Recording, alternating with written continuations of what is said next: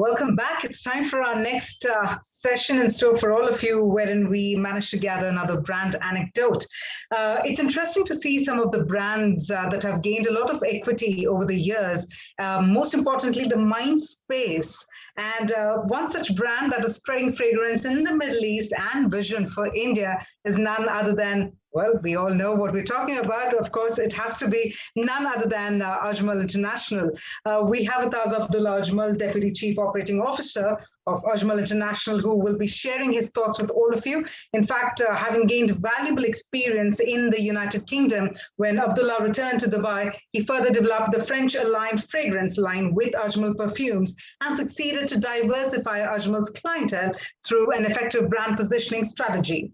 In fact, his mission is to introduce Ajmal perfumes to more and more countries in the region and worldwide, and to also create broader range of products for Ajmal perfumes to evolve into a lifestyle brand. So it'll be very interesting to gather some insights around a brand that is on our minds and something that we truly love and respect. So on that note, let's deep dive into our next session featuring none other than Mr. Abdulla Ajmal. Greetings, everyone. It is a pleasure for me to be addressing you virtually. I wish it was face-to-face, but I guess this is the new. Today I want to tell you a little bit about the Ajmal Group. We are known as Ajmal Perfumes. We're headquartered in Dubai.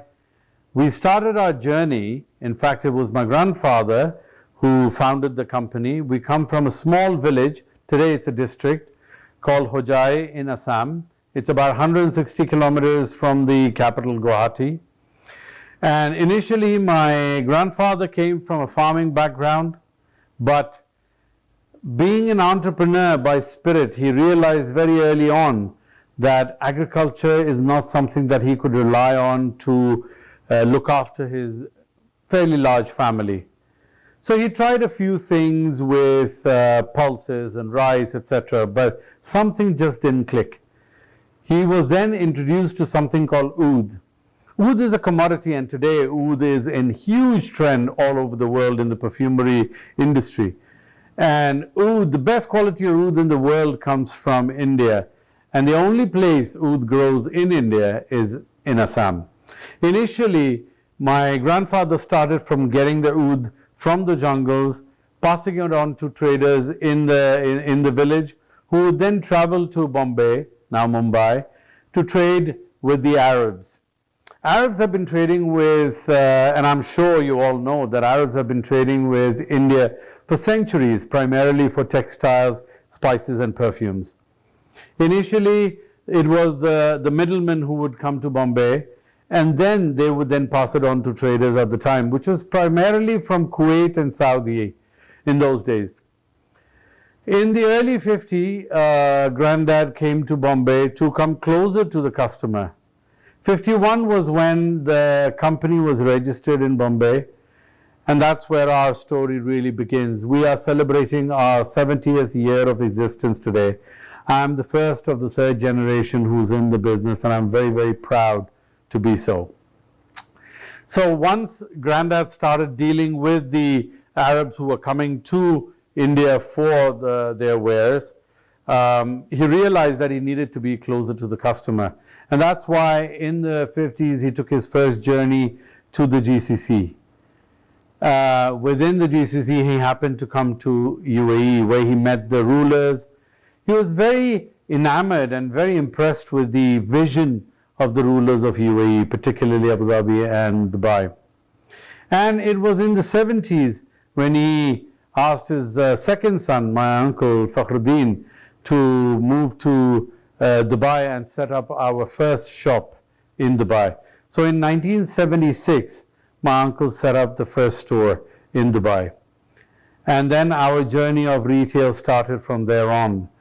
Today, we have over 270 stores around the world, 54 of them in UAE. Beyond that, we export to about 45 countries. We are also present in many duty-frees, travel retail around the world. We were also on board many international airlines, but as I'm sure you all know, that now that is obviously restricted. Let's hope and pray that that changes in the near future. Our growth has been phenomenal. It's an amazing story where a founder from India, from a very small village, started, came to Dubai, spread the brand around the world, and it was only a few years ago that we decided that India was now ready to take on the category of fine fragrances. And that's when I was deputed to look at. It's not that we didn't have a presence in India. We've always had a presence in India. But we wanted to clearly focus on the Indian consumer. So it was about 5 years ago when I started spending more time in India. My expertise lies in, I'm what they call a perfumist. I'm a jack of all trades. I specialize in perfumery, but I have had experience in sales, supply chain, product development, etc. And when I traveled India, I realized that India it's a paradox. North is very different from the south in terms of taste. East is very different from the west. It's not the same like anywhere else where you could truly sort of like pigeonhole the tastes of certain people and say, all right, they all fit within this kind of a structure of a fragrance profile. It doesn't work that way in India. India has to be worked on very, very carefully, and we have to develop products for different parts of India because of the taste, as I mentioned earlier. So it took me about 2.5 years to try and understand, and I would never dare to say that I still understand it. We are still in the process of learning, and we are evolving as we move forward. We have about close to 60 stores of our own, between stores and kiosks around India, and the plan is to grow to about 300 over the next few years between company-owned stores, and we're going to go into a franchise model as well in the near future. We have developed fragrances for the Indian market, and I'm very, very proud to say that today we are not only developing, but we are also creating and we are filling and mixing the fragrances in India. We've got third-party fillers who do it, who are almost on par with some of the best filling organizations around the world. Of course, the development studio, the R&D studio, is all back in Dubai. We have a 200,000 square foot state-of-the-art facility where we can produce up to 100,000 bottles a day. But a lot of the fragrances that are targeted for the Indian market are also developed in India, primarily to keep in mind the taste of the Indian market. Apart from that, what's interesting is the way that we want to grow in India, which is very, very different from the rest of the world. In the rest of the world, our distribution tends to be primarily either through retail or through partnerships with distributors that then take our perfumes into specialized perfumeries or department stores, etc. In India, which is highly led by FMCG, and we all know that organized retail is still not as wide as disorganized retail. I believe it's somewhere 10% is about organized retail, but that's growing fairly quickly. So apart from our retail, the other channels of distribution within India that we employ are obviously through distributors, through our MBOs, so partners like Shoppers Stop, partners like Pantaloon, and many more around the country. I'm very proud to say that in 2.5 countries we're already available in about 3,000 doors, and the vision is to reach about 15,000 doors in the next 3 to 5 years. There are a lot of plans in the books, but one of the things that I do want to mention that is very, very unique about India and what we've done in India is the collaboration that we've done with a very, very famous group. And I'm sure we all know that, fragrances are an entry point to a fashion brand. But it's the first time that I'm aware of, at least in India, that we did a co-brand arrangement with the House of Anita Dongre. And I'm really, really happy to see that this year we launched fragrances, co-branded fragrances, both in the name of and Global Desi, which I'm sure you know are House of Anita Dongre brands, with the Crafted by Ajmal branding. And we have started selling them through their EBOs, our retail stores, and through MBOs. Of course, a very, very, very important channel of distribution within India is the online, of course. And that is growing at an absolute phenomenal scale. COVID obviously has put a spanner to our plans, but having said that, we are still pushing ahead, and we see that we should be able to achieve our plans in the next 3 to 5 years.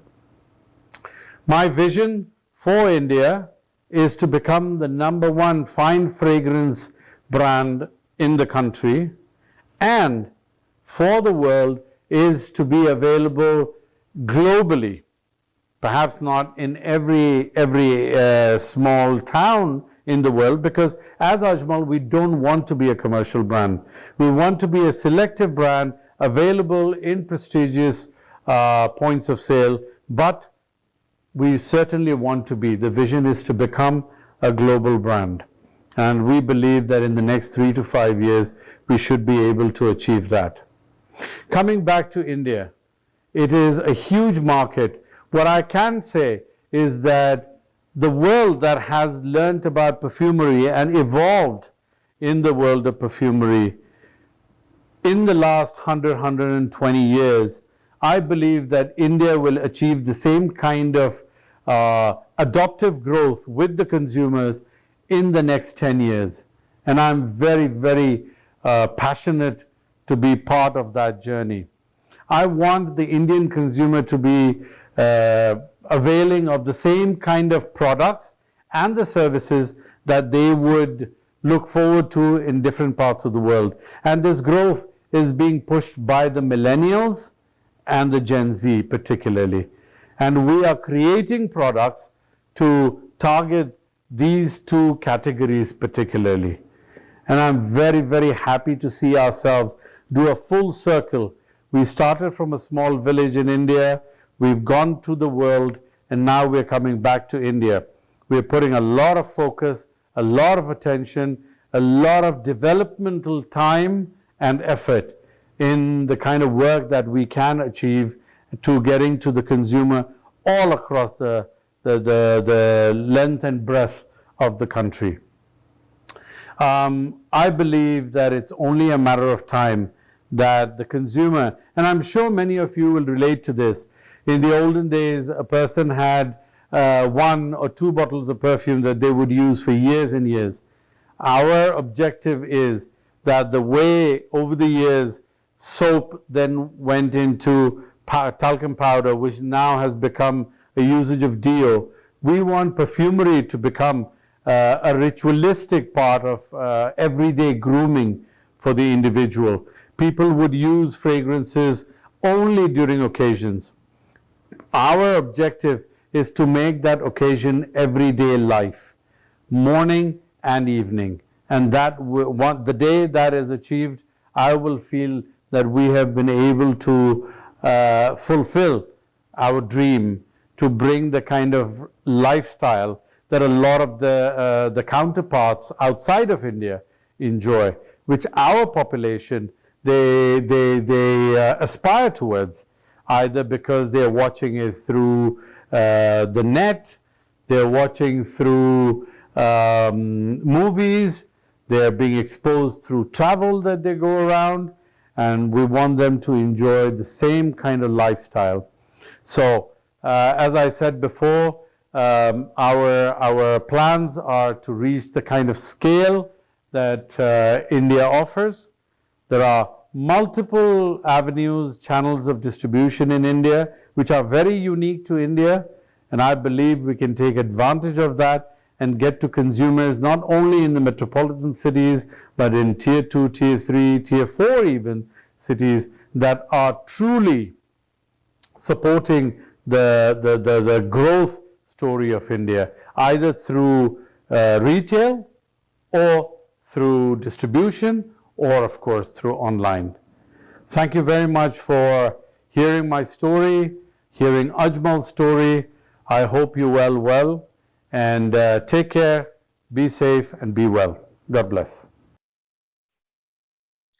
Thank you very much, sir, for joining us. In fact, it's very riveting indeed to understand and listen to the entire journey and the story of Ajmal Perfumes, especially Ajmal International for that matter. So it's very, very important to also see the kind of the fact that how the entire journey progressed, how the entire team functioned, and most importantly, how the team has looked forward to these kind of challenges and also addressed them in the form of opportunities. And I'm sure all of our listeners, all of our attendees have truly enjoyed some wonderful takeaways there from the session. Please stay with us because it's time for another very interesting brand journey for all of you. And I'm sure all of you are very much aware when it comes to thriving economic zones, this one name truly stands out. So let's get the next speaker on board in just a couple of minutes. Stay with us.